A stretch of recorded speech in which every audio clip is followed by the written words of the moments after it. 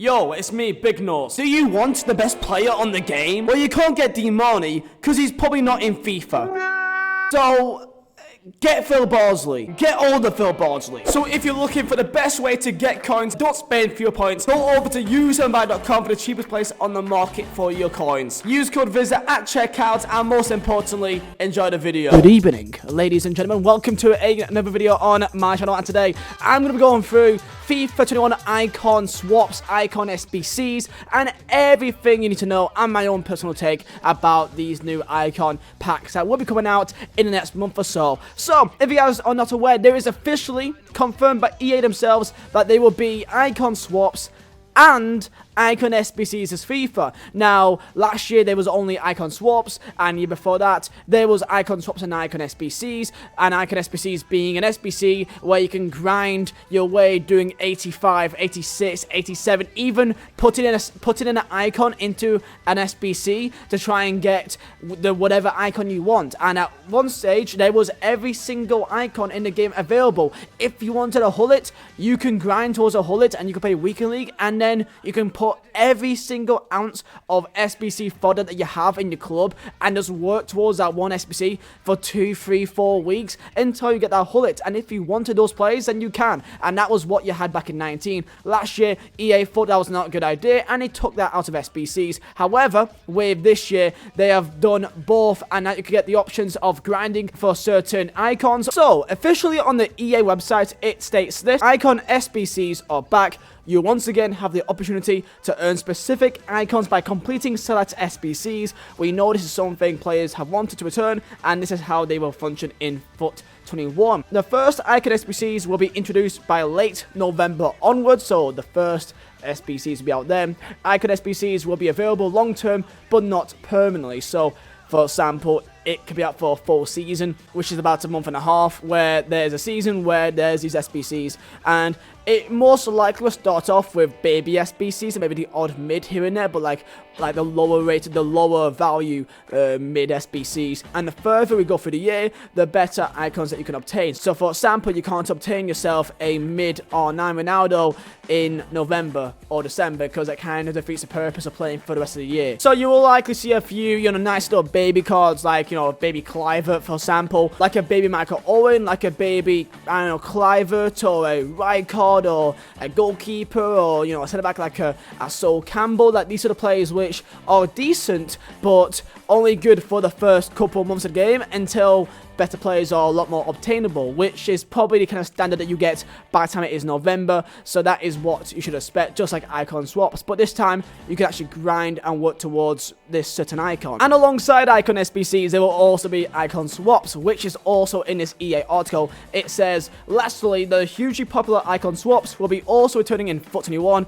As a reminder, this is how icon swaps work. So if you don't know, complete player token objectives, earn player tokens, and redeem those icons for other pack rewards. So you do objectives which you gotta score, let's say, X amount of goals with 9 players, that's first owner in the Premier League, and you get an icon swap token, some random 50 rated player from Colombia. But those tokens will be then used into SBC, which you have to get, like, let's say 9 for a, Sol Campbell. Then you get that Sol Campbell, and you guys probably know how it works. But it does state here one important thing: based on learnings, feedback, and return on icon SBCs, there will be a handful of changes made to icon swaps this year. Icon swaps 1 will begin during December. So the first icon swaps will be in December.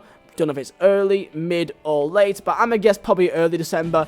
And also alongside that, the icon SBCs being released in late November. So we've got till now, which is October, mid-October, to enjoy, like, kind of fresh FIFA and normal gold cards being everywhere. And as soon as we hit December, it's going to turn into Icon City. And give me your thoughts on Icon SBCs. Do you think it's better for the game, or do you think it kind of makes it a bit more streamlined? For me personally, I'm not a massive fan, but I also like it. I'm a bit of both. For me, it kind of makes it feel like a lot of people have the same teams. Because the thing which I liked about it just being icon swaps is that you have a variety of choices that you can make. So, for example, last year, you could have, 2 icons or 1 big icon, and you decide which one would you rather go for. And there's a dynamic there, and there's a lot of variety of players. Someone may get a prime Michael Owen, and you can decide who you want depending on what suits your team. So, I got myself an icon Van der Sar, and it was a main entire team for the entire year, I would never go out of my way to do a Van der Sar. I would do that, but because of swaps,